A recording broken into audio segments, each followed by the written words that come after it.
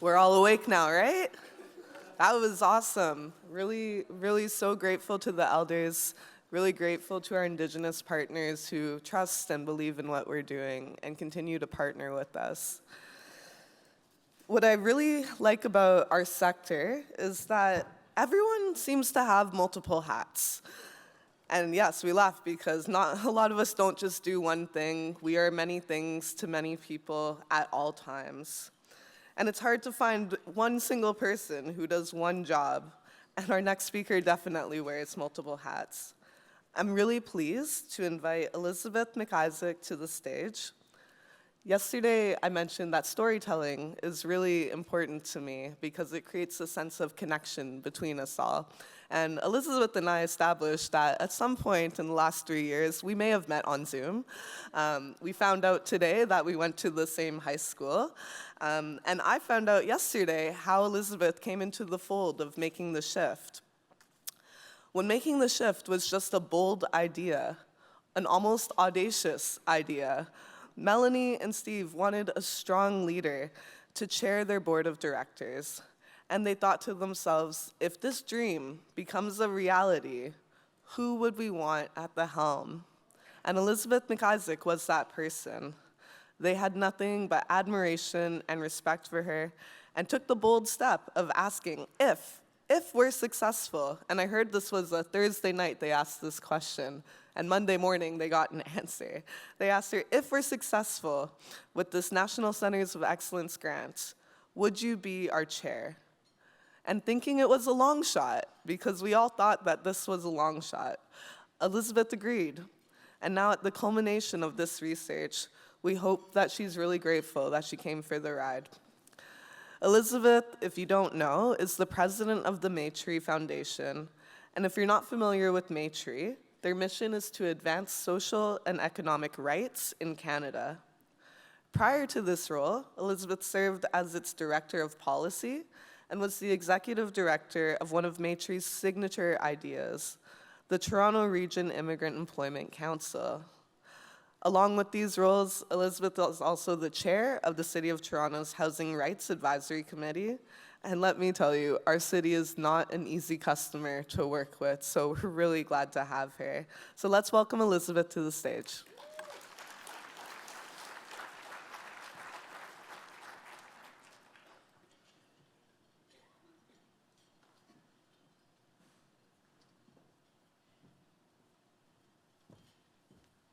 Sorry, I didn't realize it was such a long walk up here. I would have started sooner.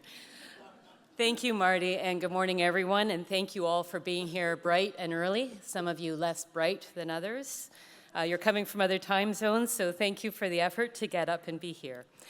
As Marty introduced me, my name is Elizabeth McIssac, and I have had the privilege of serving as the chair of the board of directors for the last 6 years.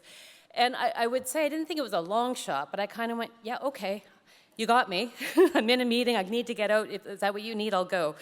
And I'll tell you, the 6 years have been enriching. Reviewing proposals, understanding the work that has gone on, understanding the relationships, the extensive nature of the ecosystem of those who are working to solve youth homelessness in Canada has been an incredible education. And as I said to Melanie this morning, it has truly enriched my work and the work that we do at Maytree. So truly, I am grateful. As I think about this journey, I want to highlight the collective efforts that have brought us to this moment. And I want to thank, and special thanks, to the emerging research from 39 Making the Shift funded projects, 22 demonstration sites. Collectively, this has built a strong evidence base for youth homelessness prevention. And as someone who has a bias toward policy, and I heard policy got a little bit of a dig here or there yesterday, and fairly so, but I would say good evidence, good research leads to good evidence leads to good policy, and good policy makes real transformative change possible. This achievement has been made possible through strong partnerships, meaningful collaboration, and a shared understanding that the status quo has been failing young people across this country. Prevention is the key to real and transformative change. These 3 days, this conference, is an opportunity to continue these collaborations and build new and stronger connections. Critically, This conference is an opportunity to have open dialogue and knowledge sharing across sectors and jurisdictions. And it is through these interactions that we can learn and develop stronger and more effective solutions.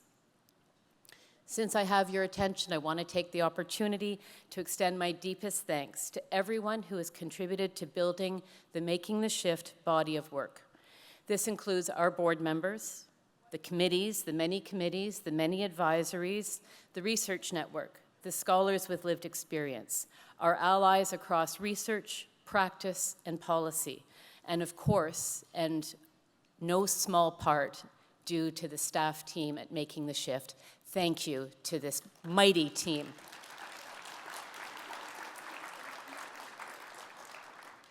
I also want to give a special thanks to the co-directors, Stephen Gates and Melanie Redmond, for their outstanding leadership in this innovative work, for bringing me in, for their relentless pursuit to improve the lives of youth and their families, not just in Canada, but internationally. And this is truly inspiring work. I remember going back about 7 years, maybe 8 years, Melanie saying to me, how do I take this leadership and really make it go? I don't know if you remember that conversation, Melanie. And I just thought, I don't have nothing to tell you. You've got this, and you have demonstrated that. Thanks to their commitment and vision, Making the Shift will have a legacy that carves a firm path forward, and that is a path of prevention. But the work ahead is not a given. We're all feeling very energized, and that's great, and I'm so hopeful and inspired by this conference.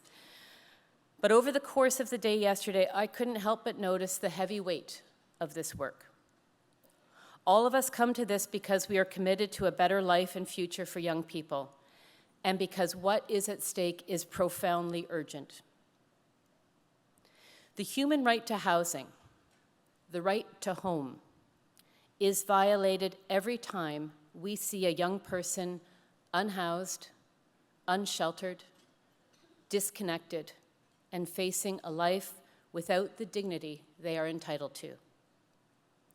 Human rights are inherent in our being as humans. They are not given to us and they are not taken away. They exist because we exist. But it is for our governments and our institutions to deliver on their duty to respect, protect, and fulfill these rights. And on this, I am hopeful that we are making progress in Canada, even in the world and the environment that we're living in today. We are making progress, albeit sometimes it is too slow, and we need to be impatient. But we do have some very good foundations on which to build. We have a National Housing Strategy Act that affirms the right to housing, and we have leaders who are committed to realizing these commitments. I'm going to introduce one of those in a moment. This should give us hope. And the fact is that we are ready to work together with them, armed with the knowledge and learning of this work, to build solutions together. We have to work together. And so it is now my honor to introduce the Federal Minister of Housing, Infrastructure and Communities. The Honourable Nate Erskine-Smith was first elected as a Member of Parliament for Beaches East York in 2015 and re-elected in 2019 and 2021. He was most recently appointed to the position of Minister on December 20th, so the rest of us were getting ready to have a holiday and he was doubling down. He is born and raised in Toronto in the Beaches East York. He is a lawyer. He has done, and so there was a lot of critique of lawyers yesterday, hold on. He's a lawyer that's done good pro bono work. He's done work with Canadian Civil Liberties Association, so we'll say he's one of ours. And in his bio it says his commitments, his personal commitments are to youth and participation in democracy, and I think those three things give us hope. He has also said and talked about his commitment to the right to housing. And so I'm encouraged, I am hopeful, and it is my pleasure to introduce the Minister of Housing, Infrastructure and Communities, Nate Erskine-Smith.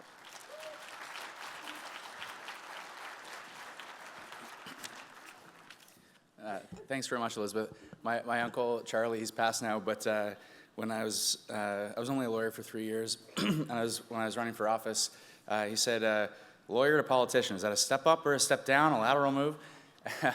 The same uncle, by the way, when he passed, he was conservative all his life, and he collected silver dollars or silver, and I'd given him a number of silver dollars, and so when he passed, he gave me two things back. He gave me the silver dollars that I'd given him, and he gave me a liberal donor card because he donated to me in my campaigns because he didn't want to die a liberal. So, it's good. It's good to be here. It's interesting. I learned this morning. Marty and Elizabeth went to school. They mentioned going to the same high school. They went to Notre Dame. I went to Melbourne. Literally on the same street, actually, in the east end of Toronto. So it's a small world here in Toronto. I said a little bit about my uncle. I'll say a little bit about myself.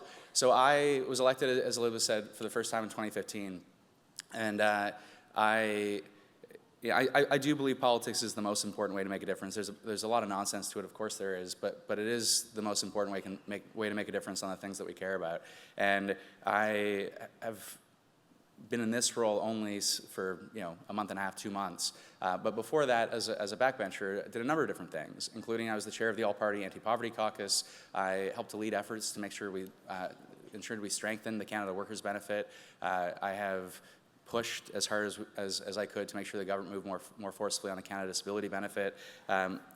We've changed drug laws in this country to move away from decriminalization towards a more public health focused approach. There are public health principles in actually the Controlled Drugs and Substances Act because I wrote them in there. And so there are many ways that I've been able to make a difference as an individual member of Parliament, and I'm confident I can make an even bigger difference if I have more than 2 months in this role.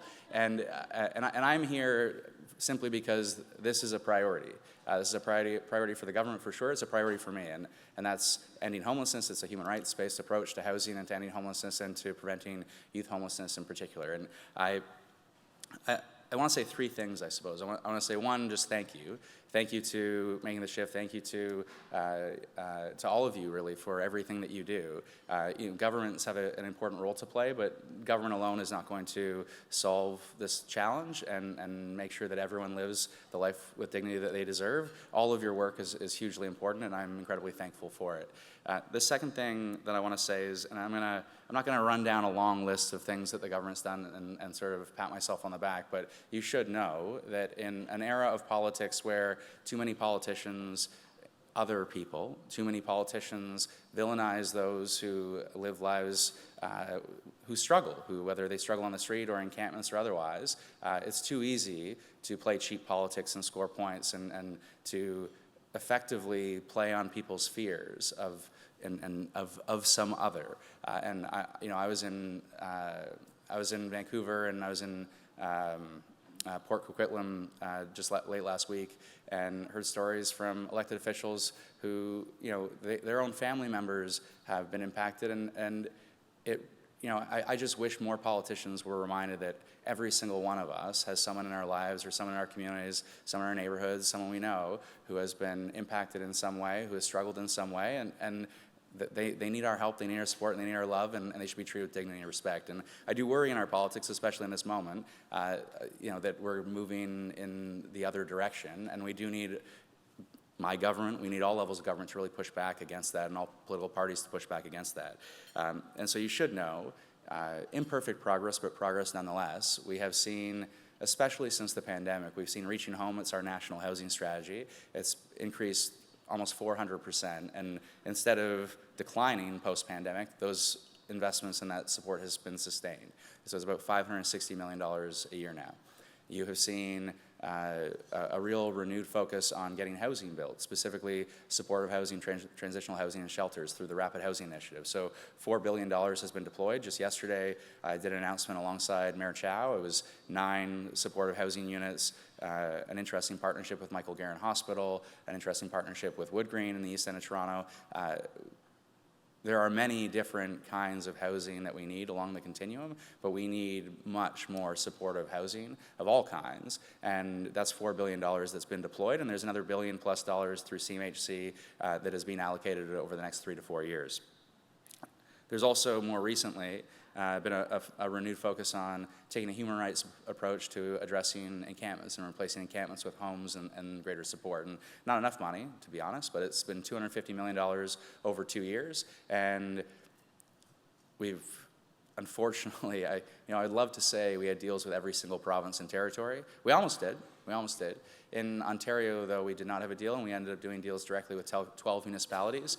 Because the point-in-time counts were based in 2022, and some municipalities have had more challenges in Thunder Bay and Halton and some other spaces, I'm reasonably confident I'm going to be able to get some additional dollars in those spaces as well. But really, we just have to continue to work in partnership with those who are strong partners, and that includes, ultimately right now in Ontario, our municipalities and partners on the ground, outreach workers and organizations that are doing the hard work on the front line.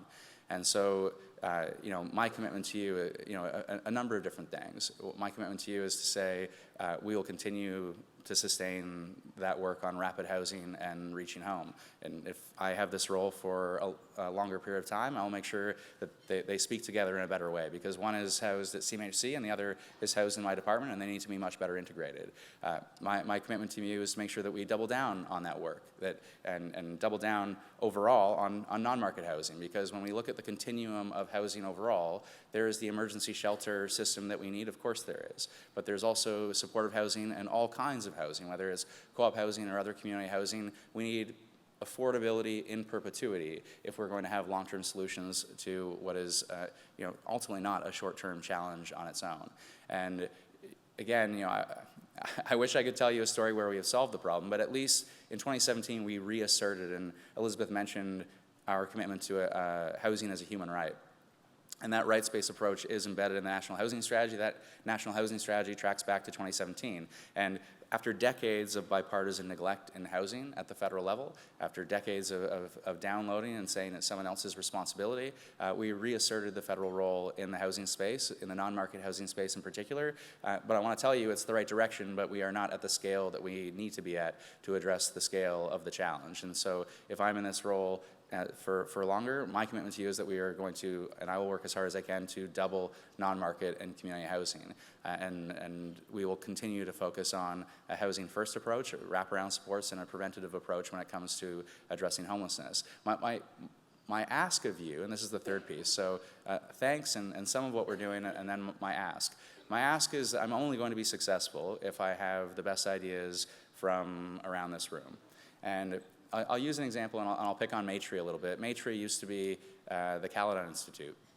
I think the best policy we would put in place as a federal government relates to income support. So I could point to the Canada Workers Benefit, I could point to the disability benefit. They are insufficient, I think, ultimately, when we look at the scale of them. The Canada Child Benefit, though, has been transformative in many ways for families with kids and lifting hundreds of thousands of kids out of poverty. That policy, if you really track back on the history of it, I could take credit for it and say the Liberal government put it in place. And sure, as it relates to the politics of it, we did. But that idea came from Ken Battle, Sherry Torgman, and the Caledon Institute, which ultimately became the Maytree Institute. And it really comes down to good ideas coming from those who are doing the hard policy work or the hard work on the front lines to share those ideas with folks like me.